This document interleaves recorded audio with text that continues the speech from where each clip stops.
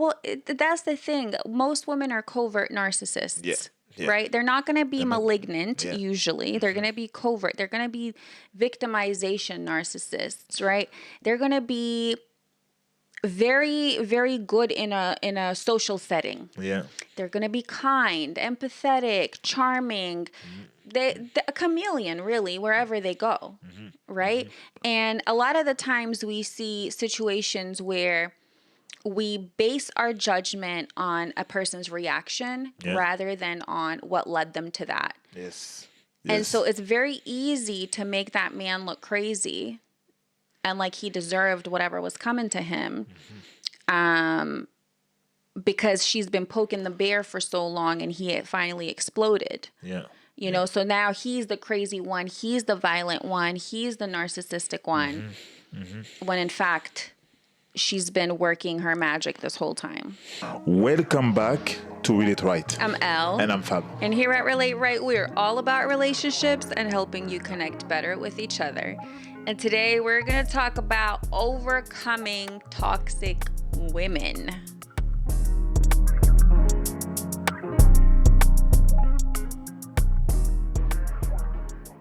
Any relationship that can make you feel worse rather than better can become toxic over time.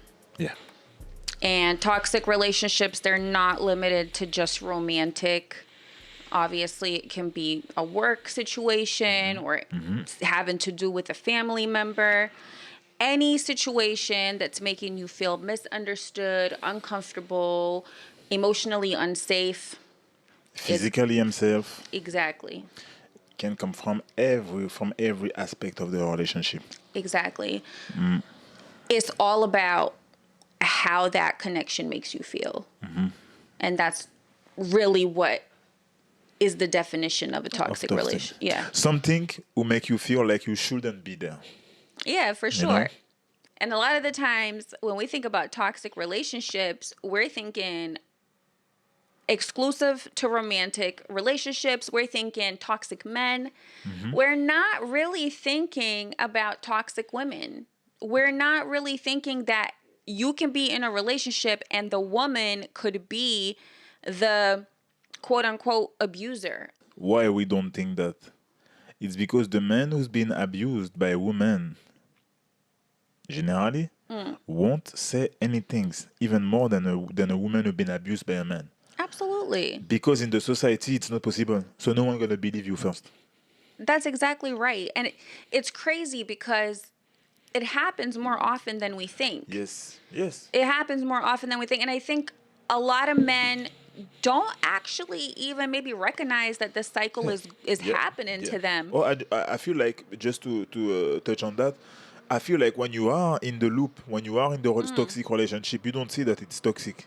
If you see that you are in a toxic relationship, it's one, you're out, or two, you're out. No, I mean, I kind of get what you're saying, but also it takes a lot to wake up and see and admit to yourself that you're being emotionally abused. Yeah.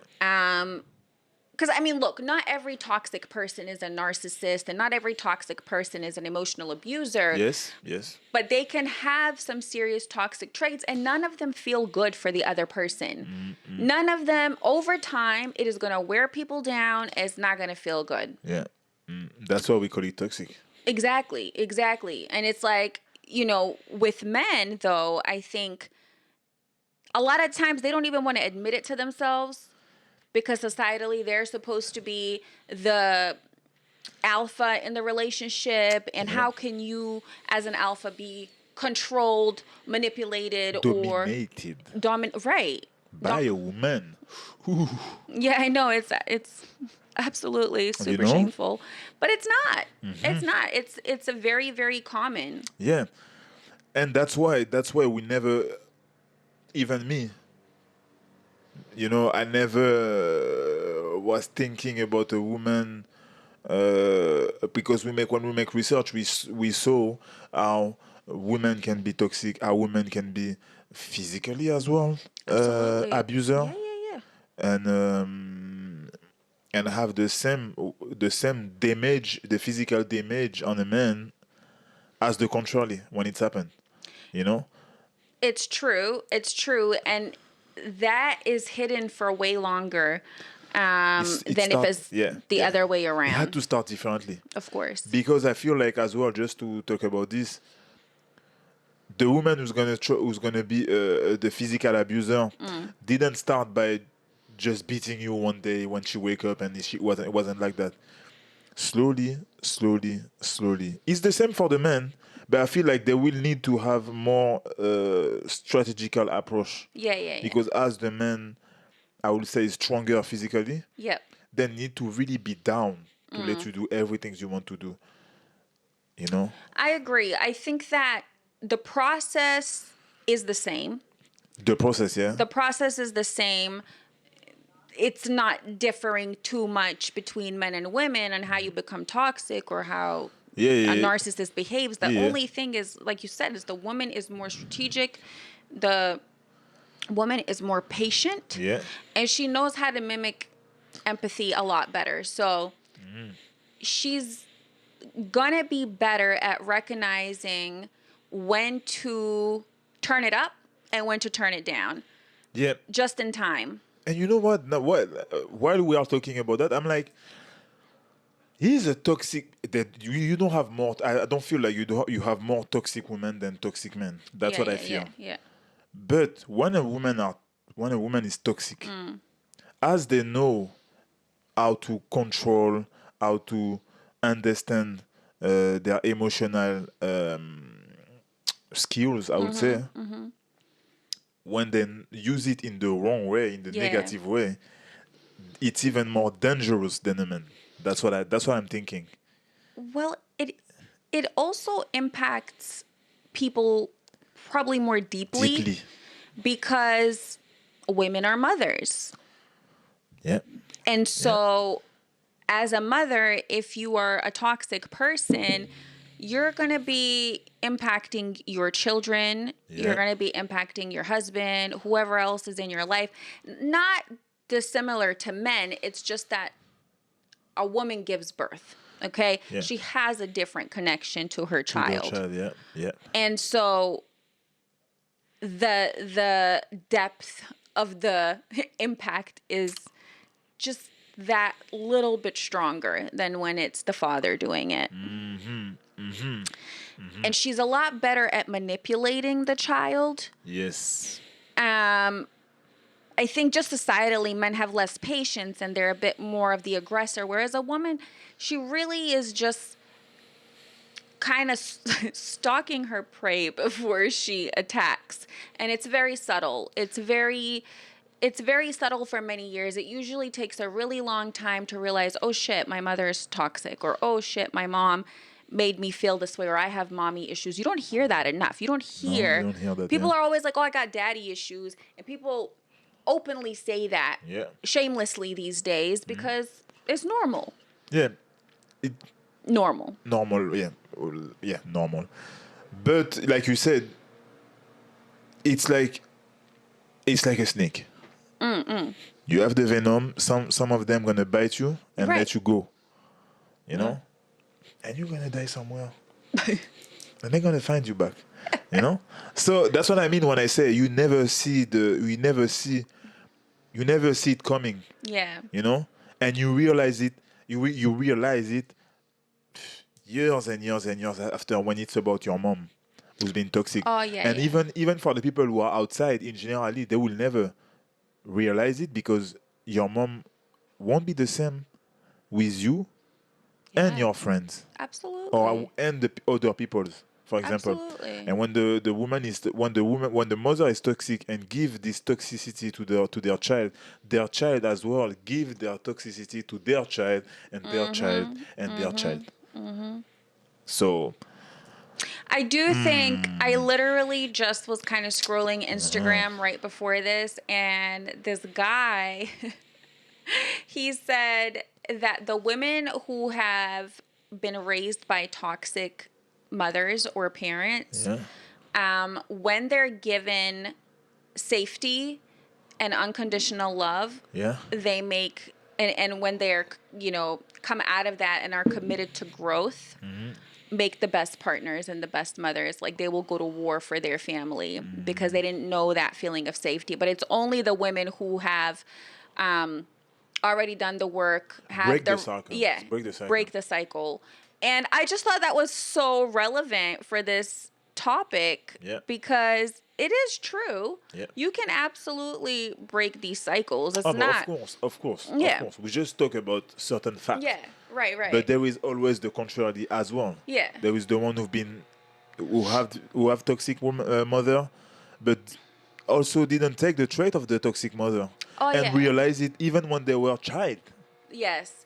I think a lot of children subconsciously realize it. It's just that as you are a child, you know, the way that you look at your mother, your parents, period, you look at them like superheroes. You don't actually look at them as humans. Until you meet other parents. Yeah. Until you see how other parents are with your friends. Exactly. And if you see a different patterns, and you start, because we make comparison as a child as well. Always. We are visionary. We are explorer. Yeah. You know, so it's the same for our parents. We try to check where are the limits with them. We try to see how far we can go before. Oh my God. You know, so it's the same for that as well. And when a child have the opportunity to make the comparison with their friends or whatever parents next to them, then when they come back home, they realize as well how their mom is, and in generally, or they not hate, I would say, but or they will maybe disconnect emotionally from their mom slowly until they can leave the house. You know, they will hold it, and it's more for women. I think women do that more because men is more. Well, men are already disconnected only because they're not allowed usually. We're speaking generally to express their emotions or to feel that deeply. Yes.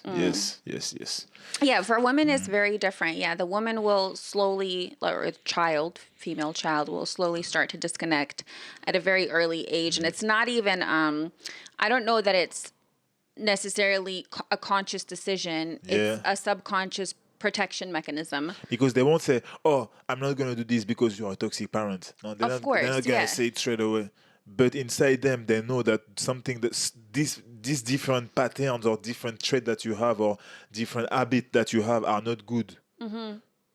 So they will disconnect. They won't go somewhere with you. They say, "I don't want. I prefer to go with that."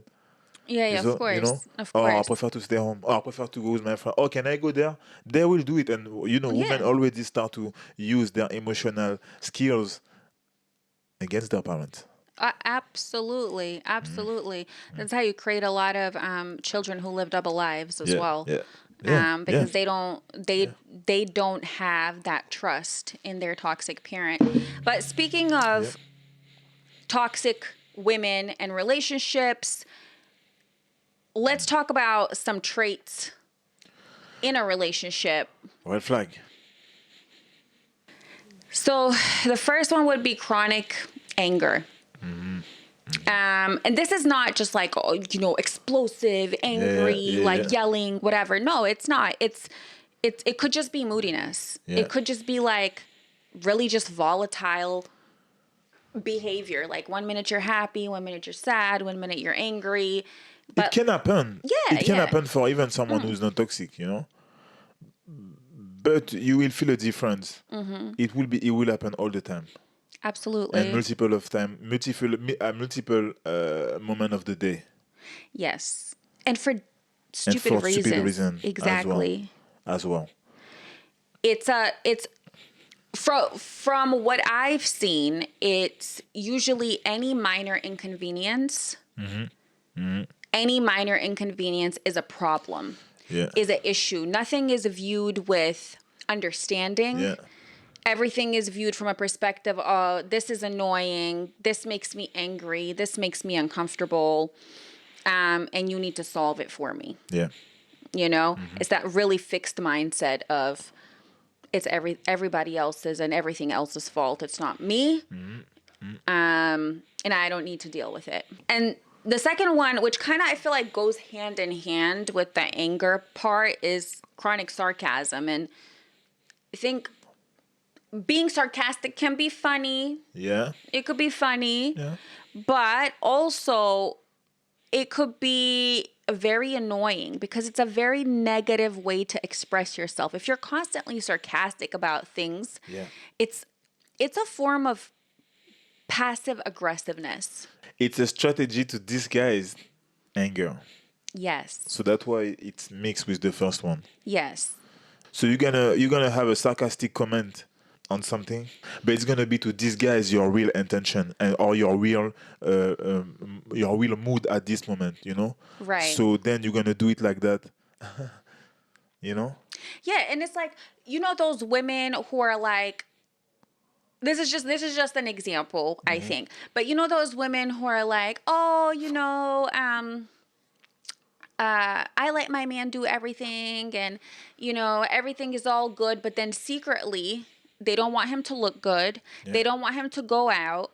And so when he's getting ready to go out, they make a sarcastic comment about his outfit, which is like a joke. Yeah. But it's like passive aggressive to kind of just put him down in a shitty mood before he does, because she's feeling some type of way about it.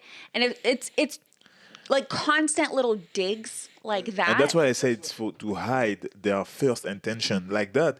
If you, as the man, said, you see how you are, what you're saying now, and she was, what are you talking about? It wasn't the goal. Exactly. And then you have the toxic trait, the people who control your mind. I had a toxic friend like that, and she was always pretending, and even in friendships though, but she was always pretending like everything's cool, everything's great, she's so understanding, but like she would set up situations for her man to fail. Okay. Wow. And then she would get mad at him. Wow. Yeah. So like she would, for example, this is so bad, but like one time they were just having a good time and she decided to hide. Didn't tell anybody. She just decided to hide. And because he was with a group of people and there was like family around, he didn't look for her. And she waited and waited and then lost it at him because he didn't look for her. Okay. And that was like just one of the examples of like setting him up to fail, or like being like, oh yeah, you can go out, but then picking a fight right beforehand. Yeah. Or feeding ideas about his friends that weren't true. Yeah. So that he wouldn't want to go out. It was very, very intentional of how she kind of manipulated situations to get him to feel down enough to listen to her. Yeah, yeah. It was very, very weird. Wow. Yeah. We're going to touch on this. Yeah. We're going to touch on this. And the other one is like, again, it's very tied to the sarcasm. Yeah. Because it's like humor, like using humor to like make you feel like crap, to demean you, to, like it's kind of like when you give somebody a backhanded compliment. I mean, it's more like it's the same as the sarcasm, but you put down someone in a funny way. It's in a funny way. Right. But, we can do that. Right. And play. Yeah. But both you will be able to do it. Right. So I will say something, you will say some things back. Right. But I will wait for you to say some things back because that's the goal of my humor, this type of humor, But at the same time, in this case, they're going to tell you without... it won't be a game fully, Yeah. So she gonna laugh, maybe. She gonna tell you some things. And then if you react by the same way by telling her a joke as well, who say some things negatively, but as a joke, the reaction will be totally different from her. You know what I mean? Yeah, because people who are toxic are usually just a lot more sensitive. So they can dish it out, but they cannot take it. They They cannot cannot take take it. it. Yes. And Yes. so the goal of their joke is to make you feel bad. A Yeah. lot of that comes from jealousy. Jealousy. Yeah. It happens in Comparison. friendships Yeah. too. Yeah. Oh yeah, for sure. For sure. A lot, actually. A lot. And it's like you might have a nice outfit on, and then somebody just, when they see you, they're like, oh, that looks like a really fancy pajama. Or like, they can say, Oh, did you take weight? right. Oh, you actually look skinny in that. Like things like yeah. that really. And they usually do it at the very start just Yeah. to make sure that you already start the night on a bad note, We And- all know this type of friends or type of Yes. people. Yes. I don't say that sometimes you can make a joke and It or comes you can make a across comment that and way, come across yeah. that way. It can happen, but some Absolutely. of them are very intentional in the way that they want you to feel when they say it. Yes. And generally, when you go out, you know as well, when you go out and you're maybe the prettier, Yeah. those friends are jealous, so they want to say some things for you to don't feel how you Right. feel, how you are for real. Well, that's the strategy. That's the strategy of a toxic woman. Yeah. Period. Yeah. In a relationship, I mean, I it talk is about to- a woman. Yeah. Because a woman. men don't care about that stuff. We don't care usually. about that stuff. Yeah. In general. It happens. It happens. Don't get me wrong. It's just slightly different. Yeah. Yeah. Yeah, I don't think guys are like, oh yeah, he's hotter than me, so let me make him feel Yeah. like shit. No, it's usually about what you have Yeah. that he doesn't. It's not necessarily like other things, I confirm. Yeah, and the women, these women, their whole goal is to crush your confidence Yes. in the relationship, whatever that relationship might be. But for like when it's with a man, it's to just really make sure his confidence is at an all-time low, Yeah. so that She can still have control as well. and That's she why. can be his saving grace, his everything. Yeah. Yeah. Yeah. And I think that just comes from deep insecurity. Yeah. The next one is punitive mindset. Punitive mindset. It's really like a punitive mindset for me is like making excuses for your own behavior, your bad behavior. Like a woman who will pick a fight with you, Yeah. and then make you feel like it was your fault, Yeah. and then treat you like shit, and then tell you that you deserved that because you're stupid. Not in those words, but like at the end, you'll find yourself apologizing for something you didn't do. Yeah. Narcissist trait. But yeah. Definitely. And that's definitely gaslighting as well. When somebody makes you question your reality, when somebody makes you, like they repeat themselves so many times to make you even believe that it was your fault. Yeah. Every type of situation, even sometimes that the girl will create, arguing, misunderstanding, something, whatever will create a problem. Yeah. At the end of the discussion or the arguing that you're going to have with her, it's going to be your fault. Oh, for sure. It's going to be you and you only. I mean, listen, let's just keep it real. Women are usually right. However, we're talking about toxic women. Wow, I know you did it. No, we're talking about toxic women here. And these are people, they just don't take no for an answer. Yeah. They'll just force you. They force you without looking. They will do it, but it will not look like they are doing it. Right. That's why you never realize it, and at the end of the discussion, you're like, maybe she's right. Right. Because you don't have no other way to deal with it. You're just like, all right, well, maybe it's not that deep. I'll just say sorry to keep the peace. Yeah, it's a process to start way before this discussion that you're going to have. Exactly. Start way before. So now all the time you have an argue, all the time you have a problem, it's gonna be the same tactic. You're not gonna realize it, Right. but at the end you're gonna have this quasi the same result, and you're gonna say it's my fault, Yeah. and you're in the loop. Yep. Another red flag is just being so self-obsessed and self-centered. Everything is about them. Yeah, Everything is everybody else's fault, which we kind of touched on. Like, this whole thing yeah, is really about ego. It's about insecurity. It's about manipulation. It's about yeah.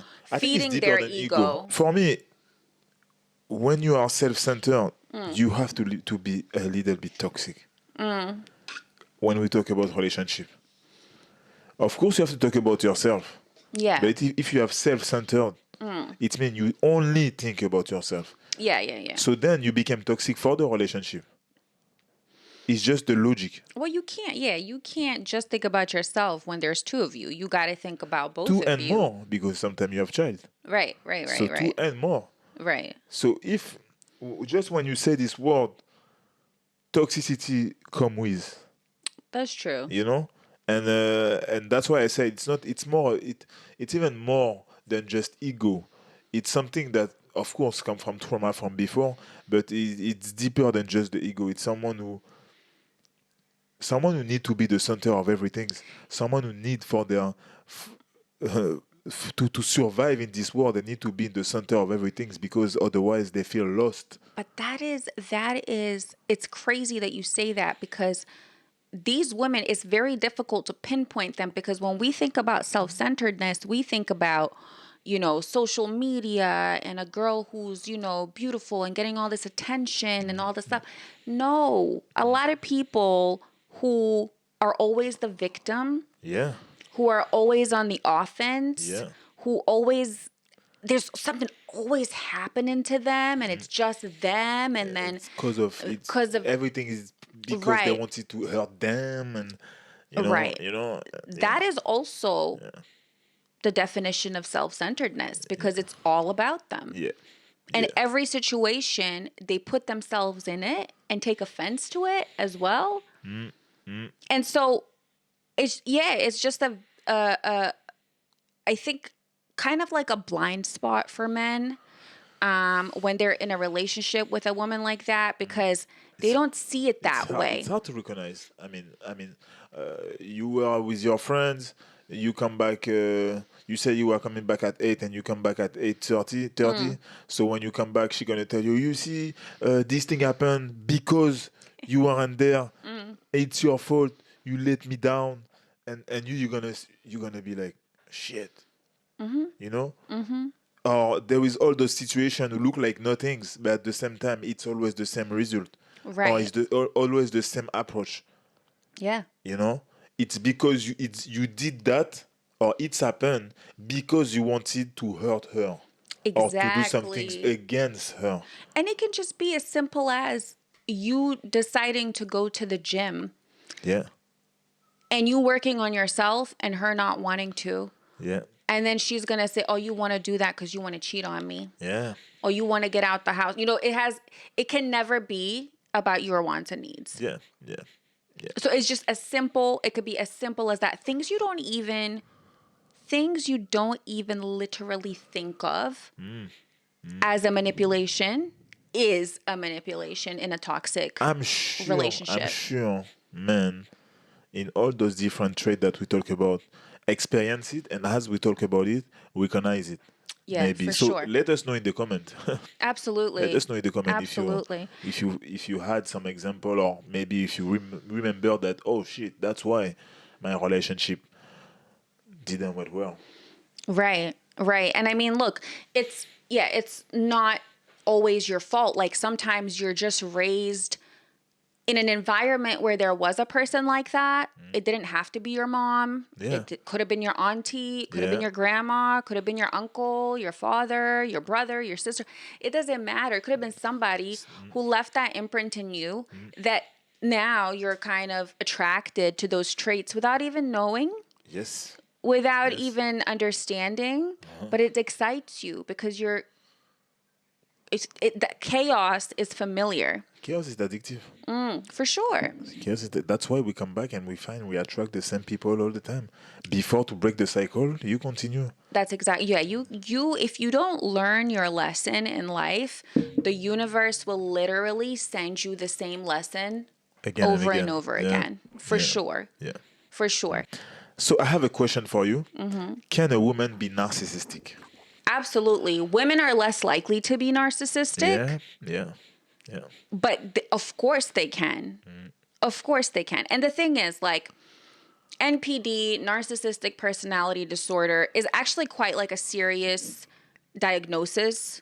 And I really don't like throwing that word around because it's a real personality disorder that comes from trauma. But that does not mean that people can't be narcissistic in their traits and their characteristics. Right? And so just like men, women can develop those. Societally, though, women are just more taught to be nurturing and empathetic, and as mothers, they're taught to express their feelings and be emotional. It's a lot more natural for women not to be. That's why you see that less. It's about 20%, whereas men are 80. But it's 1,000% possible. And we tend to think that the characteristic would be totally different as a narcissistic man. Yeah. While it's gonna be the same. It's gonna be the same. But again, from what I said before, I feel like it's gonna be more not violent, I would say, but it's gonna be a woman who's narcissist will be more dangerous than a man. That's what I feel. Yeah. In a sense. In a sense that it's gonna be even harder to recognize that she's narcissist. Yeah, I mean, I don't think it's something that you just feel. It's a fact. It's It's a fact. Yeah. Like, you, as a woman, naturally, again, because of the specific traits that women are raised to have, they're very good at manipulation just from being oppressed for so long. They had to use manipulation as a way to gain any sort of control. So not only do you have a narcissistic woman, but you have a narcissistic woman with a knack for very specific manipulation, and also a vital skill that male narcissists don't usually have, which is patience and a higher tolerance for like empathy. Like, they're able to really mimic that and also even feel it a little bit more than men in specific situations. But when you talk about it, I feel like as well is the fact that it's cause of the difference between man and woman. As physically the woman is less strong than a man, then the brain will force you to use what you are good at to survive. Right. And that's why then they develop all those emotional skills or how to control the emotional aspect of a human better than a man. Absolutely. So that's why when you turn this in the negative way, it's even more dangerous. It is. And you made me think as well when you said that women know that men would be ashamed to experience that from a woman. And so she has more courage to continue that sort of abuse and know that she's going to get away with it. Yeah. Once she knows she can get away with it, there is really no limits because she knows it's shameful for him. Because also there is plenty of stereotype in the head of people, of the other people or external people from the relationship. Then it's going to be easier to say, me doing that to him? Are you serious? Well, and people not going to believe the guy. Of course not. It's going to be very rare. Well, that's the thing. Most women are covert narcissists. Yeah. Right? They're not going to be malignant, usually. They're going to be covert. They're going to be victimization narcissists, right? They're going to be very, very good in a social setting. Yeah. They're going to be kind, empathetic, charming. They're a chameleon, really, wherever they go, right? And a lot of the times we see situations where we base our judgment on a person's reaction rather than on what led them to that. Yes. And so it's very easy to make that man look crazy and like he deserved whatever was coming to him. Because she's been poking the bear for so long and he had finally exploded. Yeah. You know, so now he's the crazy one, he's the violent one, he's the narcissistic one. When in fact, she's been working her magic this whole time. So how do you think that a woman becomes narcissistic? Social media play a big part. Social media create more narcissistic women. When we are on social media, it's all about like, it's all about comment, it's all about views, but it's all about ourselves, our profile, our physical aspect. And you can fake it so well. Yeah.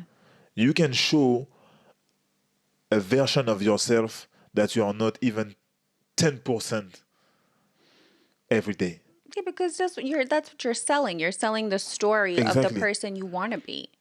So girls train themselves to be narcissistic by the fact that as you know how to take this picture in this position, say certain things, talk about certain topic because you understand where the trends go. Yeah.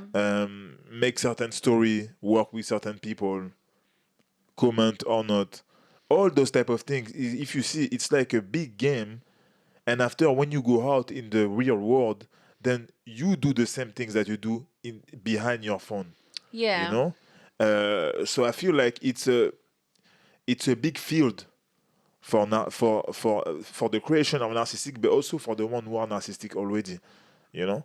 Yeah. That's what I feel. Well, yeah, it's self-absorption, right? Like you are feeding off the validation of all the people giving it to you. Yes. And I mean, I think men have a large role to play in this because they're constantly rewarding these women who are sexualizing themselves, which look, like I really don't care about women who use them like their bodies or whatever to get attention for whatever reason. Like everybody has their own ways of making money or their own ways of expressing themselves. Yeah. But specifically, there are people who get on there with a deep insecurity and a deep need to feed this part of themselves that feels like it's lacking something. Yeah, but yeah. And then when they get all that validation and attention and they see they can get a date, you know, that night and someone can pay for dinner and constantly being told they're beautiful. Yeah, of course, they can develop these characteristics where everyone is disposable and everybody is stupid and they have a low opinion of everybody who's seeking them. I mean, it's an addiction. It's an addiction. Like most of the thing in this earth, you know, you can be addicted to a lot of things. Yeah. So of course you're addicted to this. When you are addicted to validation from social media, you know how many comments those girls receive by day. So when they are going out and they have a date or they have a relationship, the relationship doesn't last because the amount of choice that you have by day, it's mean like I can do whatever I want. Yeah. If I want, I can choose this guy. I just watch his profile. I just see what is his status in this society, and if it match my requirement, then I go for it or not. You know, it's just an example. So as you are addicted to this validation and to this digital world, you lost your value. You don't value yourself as you should. Yeah. And you value yourself as the digital world wants you to value yourself. So, you know, I feel like those people, even if they make money, because you said that, yeah, of course, everyone make money as they want to make money and as they can. Okay. But There is beautiful girl who decide to don't sell their body. There is. There is a lot of beautiful girl who don't want to show their body just to make money or whatever, because they have a value, because they have some things, they know what is important, or they know that their body, for example, is priceless. They know that giving their body to someone is priceless, because they have another mindset. That's because they're, the people that we're talking about have some superficial values. Yeah. And so that's what it's creating. That superficiality that you're talking about is helping with the narcissistic characteristics. Yeah. Like you said, like when you lose your core values and start to only focus on superficial things like money, cars, what people think about you, you forget what you even stand for. Even the girls who make gyms and show you the lifestyle that they have, but at the same time, when you go on their page, you only see them doing squat Right. and their ass. Right. So, gonna say, I'm healthy, I'm eating this by day, but there is no video that you don't see the shape of their ass. So, even this, because we talk about OnlyFans, but even this, I don't say that you lost your value because, but you are seeking this thing as well, or you doing it because you know that it's for the followers. Yeah, well, you so want you have more followers. attention. You want somebody to tell you you look good. You want other women to aspire to have a butt like you. You want people to pay for your courses. Of course. It's a whole business also. I understand that as Right. well. But it's the same process. It's the same process. You use this to make money. Right. But that's the thing. Like, there is a demand for that. Oh yeah. And oh yeah. so you're Of feeding course. the beast. Of course. On both sides. Of course. On both sides. And the thing is, like, as you're talking, I'm like, it happens even to women that don't have a large following. Yeah. Oh, right? Yeah. Like, yeah. you can be on Instagram and you can be a beautiful girl and you can have your choice of guys in your city, and it can happen to you. You can start to develop these traits because you think, wow, I'm top shit in this city. Yeah. Yeah. And it's just it doesn't matter which scale it's on. It can still kind of impact you. The other thing about how narcissism develops in women that I found very weird and interesting, I guess, in some way, was when Sadia Khan, the psychologist, she made a couple of comments about how the process of motherhood can make you into a narcissistic woman. And how, just with that, to add on to it, she also claims that abortion, the choice to abort a child, can make women narcissistic. The fact that the woman only want to have the choice to keep it or not. Yeah. She said, my body, like the slogan is, my body, my choice. My body, my choice. Yeah. Right. What are you, as a man, what are your thoughts about both of those statements? Like, I'm not agree with her, of course, because for me, it's not because you became a mother. right. It's not the cause. Yeah. Yeah. It will never be the cause. This is a divine power. Right. So it'll never be the cause. It's before that. Yeah. You have trauma in your life. You have failed in certain moment of your life. There is a goal that you couldn't achieve. Yep. There is moment that you couldn't live fully because of other circumstances. So you put this on your child. Right. So you try to re-achieve your goals by introduce your belief and your goals, your whole goals in your child for them to do it. Yeah. Like that, you will be able to maybe live it again. Or like living vicariously through your child. Exactly. Yeah. So I feel like it's before some women, Yeah. by the fact that they become mother, they start to become narcissist. They start, Right. or not become narcissist, but have the trait of Yeah. narcissist by controlling their child, by manipulating their child, because it's easier to manipulate someone who just come to the world Right. And and is raw. I completely agree with you. Is the deep wounds from before that start Yeah, to manifest when yeah, you have a child, yeah, because I think a lot of these women who are deeply wounded in different ways, they say, this child is my everything. This is yes, my saving grace. This yeah, is my person that's going to love me and only me. yeah, And I'm going to do everything for them. And I think it does come from some good intention. yeah, It's just that through the process, they forget that that child is an individual who will grow to have their own dreams and aspirations and a mind of their own. And so, yeah, their trauma manifests as they are being a mother. That doesn't yeah. necessarily mean the process of motherhood makes you a narcissist. No, absolutely No, not. totally not.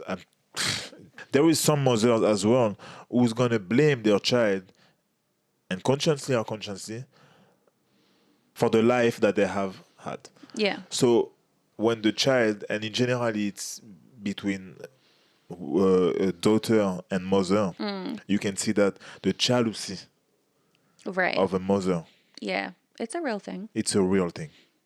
The jealousy of a mother when the daughter, because you start to become older, the daughter look like you, but better because she's younger. Right. So there is this physical jealousy as well sometimes, and some women will feel like I had you during 9 months and that's why my body is like that now, Yeah. and before you I was like that. Right. So they blame the process of the pregnancy. So there is a lot of trauma behind it. There is some girl who have this trauma and then be jealous, also professionally career, Yeah. when their child achieve more faster, Yeah. jealousy come as well, Yeah. money, etc., etc., and etc. That's where you create narcissistic mothers. Yeah. Yeah. No, I agree. I think that a lot of mothers whose life didn't turn out the way they wanted to, who've sacrificed a lot, Yeah. Yeah. who have gone through deep trauma, later on start to resent their child. Yeah. And that again manifests in very toxic ways. And that the problem is that those type of toxic mothers forever have a hold on that woman, whether she likes to admit it or not. And I think it can really impact the quality of relationships that woman has. So it just really depends on how they deal with it and what kind of boundaries they set, because like parent child toxicity is a lot different and deeper than relationship toxicity. It's for a lot of people, they just have to swallow the pill that their parent is toxic. Yeah. And they have to move on and try to ignore it or try to create boundaries. But there's really not much of a choice. Whereas when you're in a relationship with a narcissist, for example, or a toxic person, you always have a choice. You Yeah. don't have to be there. Yeah. And you don't have to be there around your parent either, but that type of, like, they're an extension of you in a way. So it's really difficult to let that go. The problem is when you are a child, you're raw. And that's exactly You're a right. sponge. Right. And if the information that you get, that you receive, that you swallow, or everything, it's from a toxic or a narcissistic person, Yeah. you're gonna grow like that. The other thing about like toxic women, they are so good at making you remember all the amazing times and the things they've done for you Yeah. that are great. Like that love bombing is so real. Yeah. Especially in relationships as well. Like a woman will be like, but I did this for you and I was loyal to you and I surprised you with this and I did this. And they know exactly when to reel you back in. And so, I mean, male narcissists love bomb also. Again, it's different. Women are just so much more meticulous, Yes. a lot more detail orientated, and they're really, really good at picking up when you're about to lose your shit. The same way the brain will make you remember the happiness more than the pain is the same way a toxic or narcissistic woman will make you remember the good things she's done for you. Like that, Yeah. you will easily forget the negative part. Facts. That's why you said just before. It's about also it's because our brain is like that already. Yes. So it's easier for them to have this strategy and to do it and to all- implement it to women. It's all about framing. It's about Yeah. framing. Yeah. And they're very good at framing it in exactly that way. Yeah. Yeah. And the other thing, just before we move on from Sadia Khan's comments, the abortion thing, I need to like say something about it because it pisses me off. Yeah. Yeah. It's like my body, my choice. I don't understand in what sense she means that's narcissistic, apart from the fact that, apparently men don't have a say in it. In a woman who's wanting to keep a baby or not. I want to say something about that. We tend to forget that those psychologists on YouTube talk for their audience, not for fact. So she have a man audience. She does have a male audience, 100%. So that's what she also comes from a very conservative religious background. Oh. And I feel like she has to say certain things to save face. Exactly. Regardless. Exactly. So that's why the it's the thing that she says is control and also focused on her audience and people who's watching. So of course that's why she said that like that.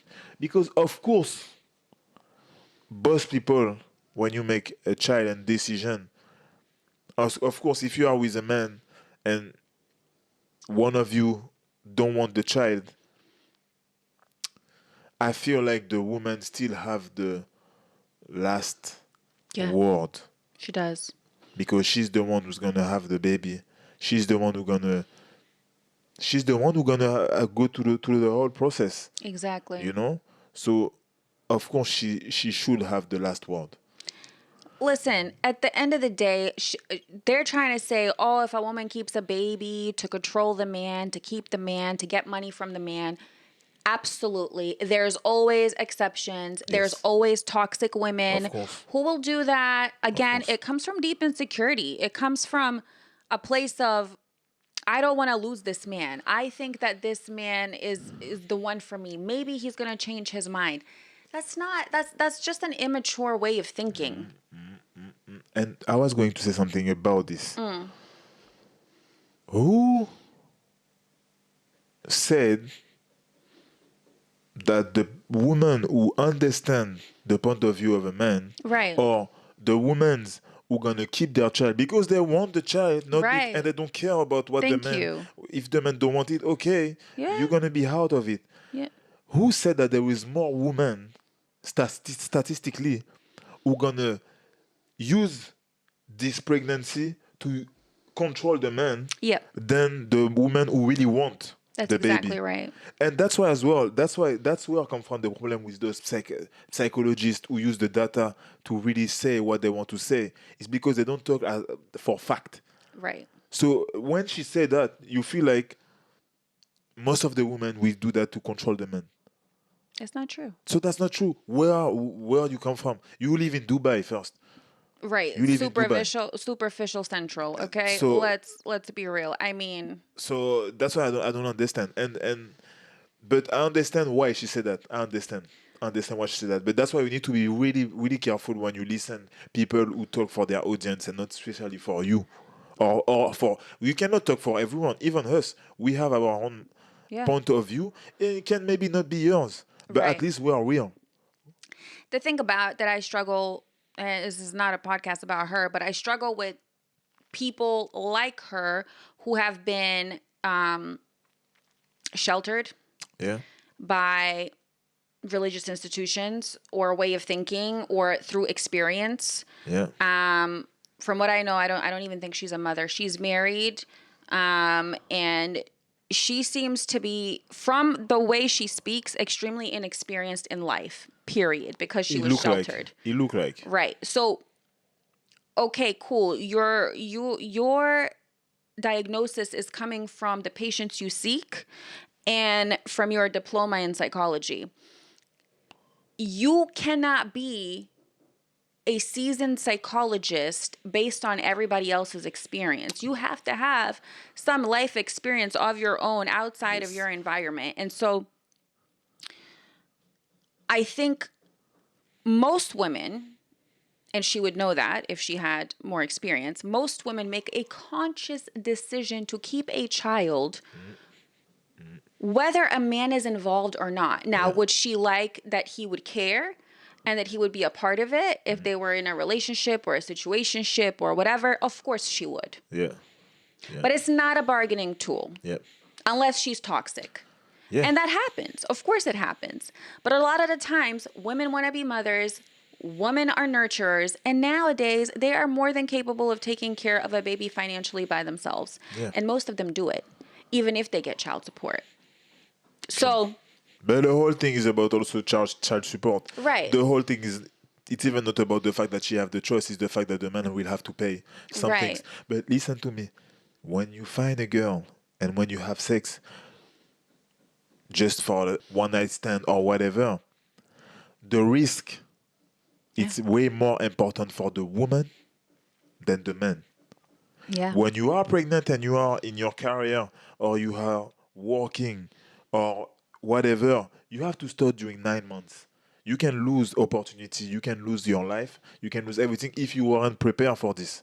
You know what I mean? So of course, the last word and the last decision should be for the one who have the most risk. Absolutely. Absolutely. If you think like that. I mean, at the end of the day, women have to be on birth control.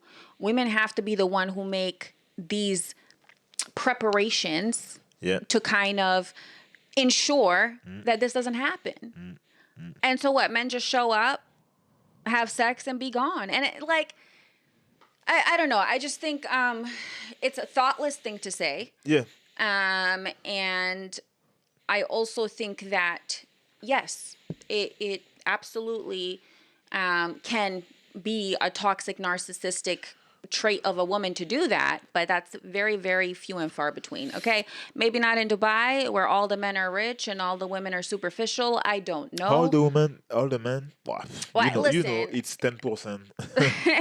No, Anyway, but yeah. look, at the end of the day, I just wanted to make Yeah, that point yeah. because really toxicity, narcissistic traits for men and women both come from unresolved trauma, Yeah. from the way that you were raised as a child, Yeah. from the way that even society has glorified you for whatever or not glorified Not you. glorified you, yeah. Right? So it's really important to remember that you can create a beautiful environment for a woman, Yeah.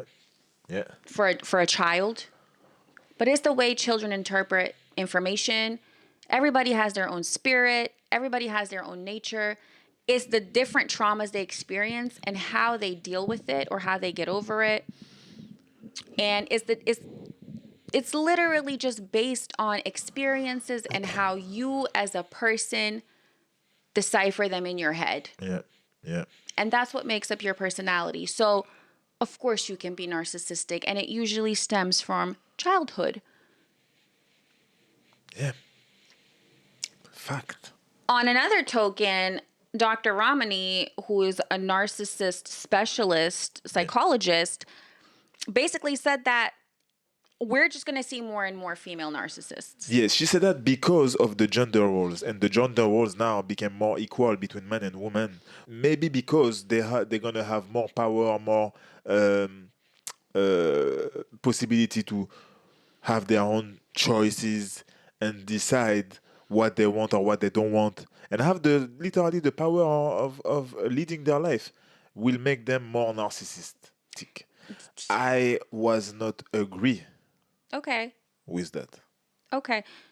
I was not agree with that. I don't feel that because you can now rules your life as you want, who gonna make you more narcissistic than others, than where you were less Right. Well, free, I would say. I don't think so. I feel like it's all also about your education, and it's all also about your value and what you have, which value you have inside you. It's more about that. It's all the time about this, because you can have two different examples. You can have girls. It's about power. You know what I mean? When you see that someone have power and they change, I always say that they have the power. Before having the power, they were soft, they were kind, they were friends with you, and when they Right. start to have power, you could see the difference. You could see that they don't care. They became a little bit disgusting human. You know, it's because they were like that deeply, but it was this personality was sleeping because they couldn't use those traits or this personality at this moment, because they were maybe not down, but they didn't have the power they have now. yeah. They don't need you anymore, for example. Well, in a sense, I agree with her and I don't. But in one sense, I do, because sex is power. Sex is- Sexualization of yourself is power. Yeah. And now women have so many platforms Yeah. to grasp that power. Women are also surpassing men in education and, let's say, career wise, or actually employment, not career wise, but employment in general. And Yeah. so because of that, they are maybe putting more importance on the things that men put importance on, which leaves less time for, feelings and empathy and consideration and compassion. I think that's the point she's coming from. Okay. So in some sense, it can impact maybe more women, Yeah. those narcissistic traits that can potentially develop over time, and maybe we're sleeping, like you said, or we're dormant. So it's not the cause. Right. It's just the tools. It's just a yeah. That's what I mean. Yeah. That's what I mean. I understand what she wanted to say. Yeah. But then it's not because that women have more freedom Yeah. or more ways to drive their lives, then they became more narcissistic as well. Because of that. No. Just more opportunity to awaken the beast. Maybe, I don't know. For some of them. Yeah. For some of them. But it's not the cause, it's the tools. And that's why I say it's the value and the education that you have. You're gonna use the tools in the different manner. Right. So I can give you a knife, you can kill someone, or just cut your veggie and make a beautiful meal. Make a beautiful vegan meal. Yeah. Yeah. Let's jump into some advice. If you find out that your girlfriend is toxic, or if you have suspicions that she's toxic or has toxic traits, before we jump into how to detox from a toxic person, even if you find out your partner, your woman is toxic, that you don't have to necessarily leave her. No. It doesn't mean she's a narcissist. It doesn't mean that she's a terrible human. It just means that she has some unresolved traumas. And so we're going to give you some tips and some advice on how to detox from that type of woman. If it's possible. So the first advice that we can give you is to take a break from this person. And when you take the break, watch the effect that this break has on you. Do you miss this person? Do you feel like you're happy since the break? You know? Do you feel like you release? You're released. You feel like there is less weight on me on my shoulder. I feel wow. Right. That's not a good sign. I mean, that's a good sign for you, but that's not a good sign for your relationship. It means that there is something, and you're gonna feel it straight away because the fact that you are into the loop since I don't know how many years or even months, you are not gonna be able to feel it if you don't take this break. That's true. You're never gonna feel it because you live together, because you're always together, and even if she go to work and she come back at night, it's not a break.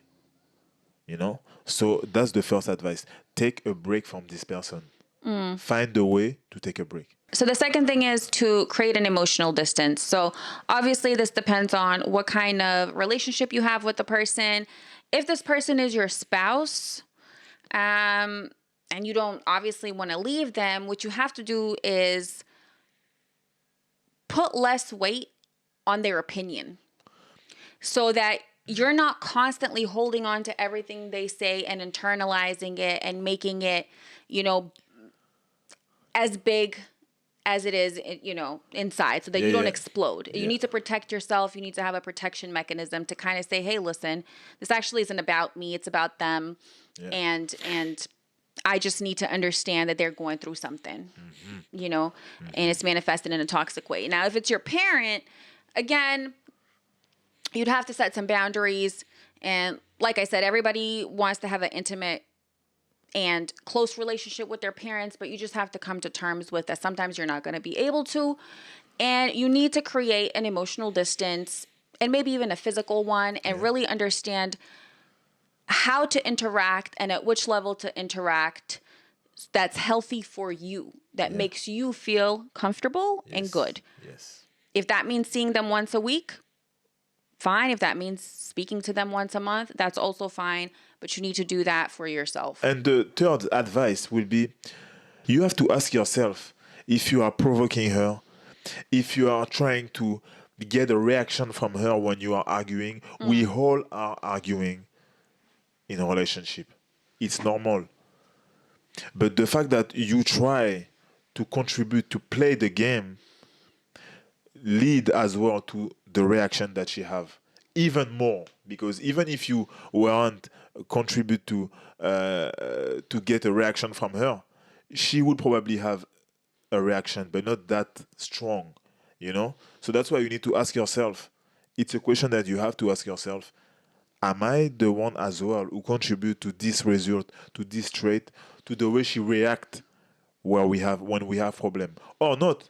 Sometimes it's not. You don't need to have an argument to provoke her. So let's say you've detoxed. Let's say you've put all your cards on the table and you decide as a man, you don't want to be in this toxic relationship with this woman anymore. Now, we're going to give you a little bit of advice on how to do that and make sure you don't go back, because it's such an easy thing to be addicted to and go back to. So the first thing that I would say is, don't be the victim. Don't look at yourself as the victim and her as the perpetrator. You both had a part to play. And once you take accountability for your part or the part of yourself that enabled her to treat you this way or allowed her to treat you this way, it will be a lot easier to let go. I talk for the men now.